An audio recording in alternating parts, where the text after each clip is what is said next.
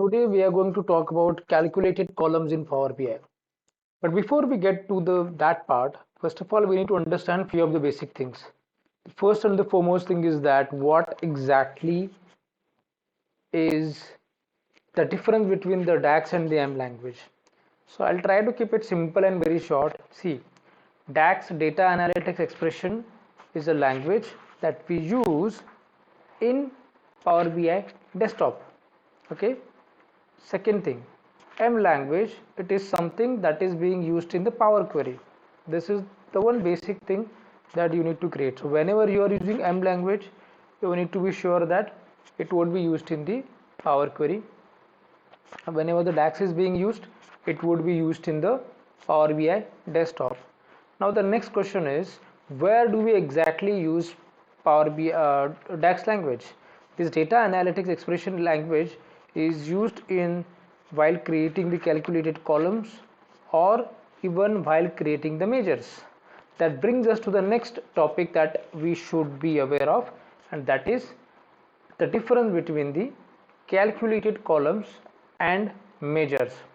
Again, this is an important question even for the interviews, a very basic question, go to question. Every interviewer would almost get into this question, so you should know the basic difference between the calculated columns and measure.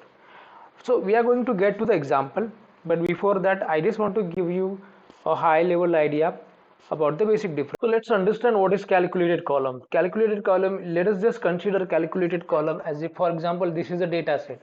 So when we create a we don't have, sorry, we have not. So let us first understand what is calculated column. So let us first understand what is calculated column. Now in this case, if you see this example, let's say we want to create a new calculated column. So we'll create a new column here, okay? And let's say we what we do is we will multiply the amount into quantity, and then we'll get a new value for every single row, and it will be stored in this table. So when we talk about calculated column, first thing that we need to remember is it will be stored in the data set or the table. Second thing is that it will give you the value for every single row, unique value. Okay, I mean, considering the row context. When I say row context, value for this row, for instance, and into value for this row, and then outcome that is particularly for this row. For this next row, the output would be depending upon the values in this row. That is what we call as a row context. So two things to remember. One is that we will a row context would come into picture, and we will get static values for every single row, and it will be stored. These two to three things you need to remember when it comes to calculated column. When it comes to measures, what we need to remember is measures are mostly used for aggregation. Okay, and those value, I mean, if we create, so basically what will happen is we can create one measure, and then it can be used for different visuals. How to do that, that's a different story. We will see that in the next lecture. Today's session is only about calculated columns, so let's focus on calculated columns.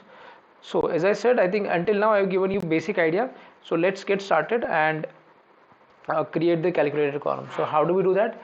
To create a so in this case what we are going to do is, if you can see, sales amount is one column and quantity is another column. So we want to create a new column, so I'll create a new column button, and let's say we want to put one condition that if the value of the sales amount is beyond more than 200, then it's a expensive product. Okay, if it is less, then it's a cheap product.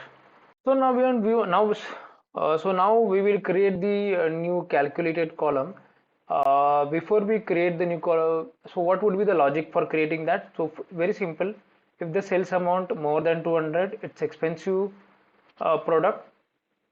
If sales amount is less than 200, it's a cheap product. So we can see that we are talking about the product class. Okay, let's name it. Now how do we use the DAX formula here? So very simple. First of all, we are going to use the if condition. So if we want to compare which column, sales amount, right? So I will type sales. So we can see that sales amount is reflecting here, so I'll select that sales amount if sales amount is greater than 200. Okay, then what will happen? So I need to use comma here. Now the moment I type comma, I can see that result if true, this is getting enabled. So I need to believe this intelligence and put the values accordingly. So if the condition is true, then what should be the outcome? So if the condition is true, that is if the sales amount is greater than 200, that means it's an expensive product. Again, I need to put comma. This time around I need to provide the value that should reflect if the condition turns out to false. So in that case, the outcome would be that the product is cheap. Then I need to close this parenthesis and click enter. This should create a new column with the expected values. As we expected, it should give us the value for every single row depending upon the values considering the row context. Let's see if that happens.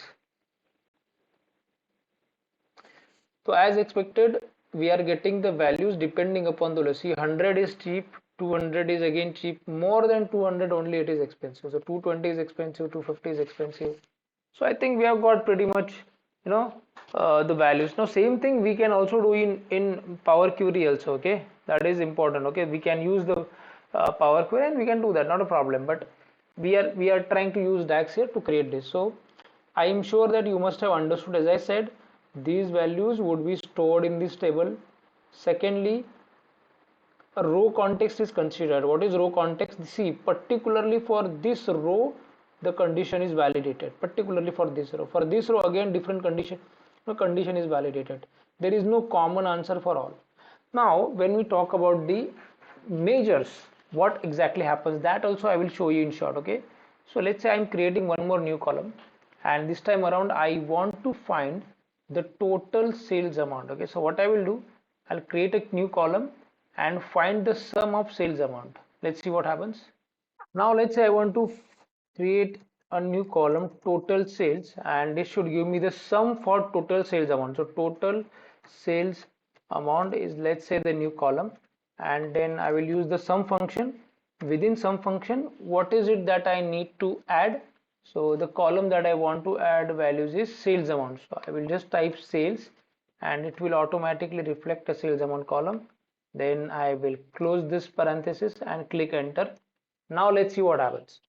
New column should get created, and that should give us total sum for sales amount. So total sum is 4220, but as you can see, the same value is getting repeated for every single row. So there is no row context.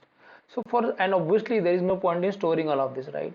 So that is the basic difference between the calculated columns and measures. In calculated column, we are getting the row context is applied. That's why we are getting different value for every single row. Secondly, in the calculated column, values are stored in the database or the table. Okay, whereas in the case of measures, so there is no row context.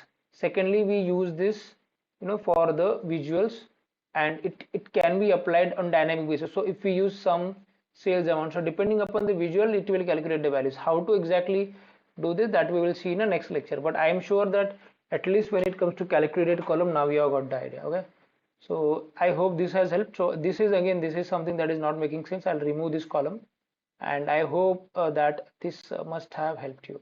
Thank you so much for watching.